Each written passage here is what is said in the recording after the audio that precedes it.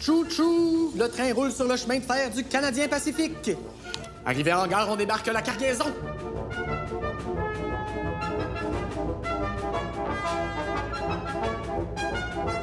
Tadam! C'est le grand pâté chinois de la Confédération. Manque juste une bonne averse de sirop d'érable.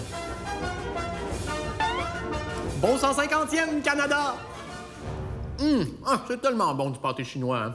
Vous savez pourquoi on appelle ça du pâté chinois? C'est parce que les Chinois, qui ont construit notre grand chemin de fer, c'est ça qu'ils mangeaient pendant leur pause syndicale. Ça me donne le goût d'aller poser des rails à chaque bouchée. Pourquoi on n'irait pas lire un peu sur notre train? Question de se goinfrer d'histoire canadienne. En 1871, le premier ministre du Canada, John A. Macdonald, tente de convaincre la Colombie-Britannique de devenir canadienne. Il fait donc une grosse promesse. Dans 10 ans, un train va traverser le Canada et se rendre jusque chez vous. Tout un contrat. D'abord, ce train-là allait passer dans le nord, au beau milieu de nulle part. Parce qu'il n'était pas question que le symbole du Canada passe par les États-Unis. Puis après ça, reste juste à traverser les montagnes rocheuses. Il n'y a rien là. Le problème, c'est que McDonald n'a pas réussi à tenir sa promesse. Après 10 ans, non seulement le train n'était pas fini, mais il était même pas commencé. Petit problème logistique. Tu sais, les politiciens, là, souvent, ils ont des grandes idées, mais ils peuvent pas tout contrôler.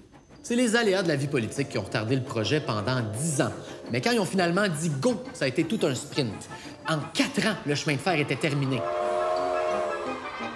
4 ans de retard, vous me direz, mais quand même, ça valait la peine d'attendre jusqu'en 1885 parce que le Canadien Pacifique, c'était toute une affaire. Disons qu'à une époque où il n'y avait pas d'auto, on n'avait pas moyen de se rendre à Vancouver sur le pouce avec un sac à dos. Non, mais c'est vraiment le train qui a créé le Canada. Une ville comme Moose Jaw, ou Mâchoire d'Orignal en bilingue, serait pas devenue ce qu'elle est sans le train.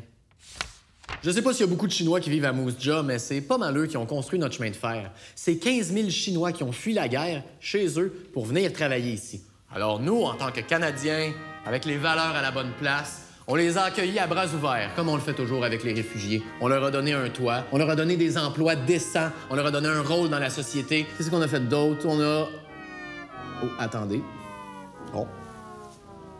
En fait, il semblerait que non, on n'a rien fait de ça. 600 ouvriers seraient morts à cause de conditions de travail atroces, à construire notre chemin de fer, la colonne vertébrale du Canada. Après ça, on a imposé des taxes à l'immigration.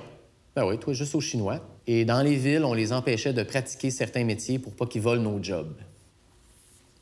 Écoutez, je m'excuse au nom de toutes les personnes qui ont contribué à cette injustice. Je suis profondément désolé.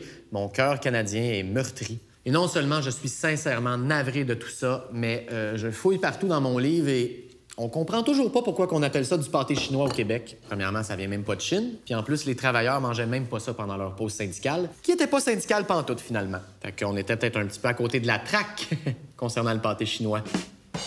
N'empêche que ce moment d'histoire doit nous rappeler que c'est grâce au chemin de fer que notre grand pays se rend jusqu'au Pacifique.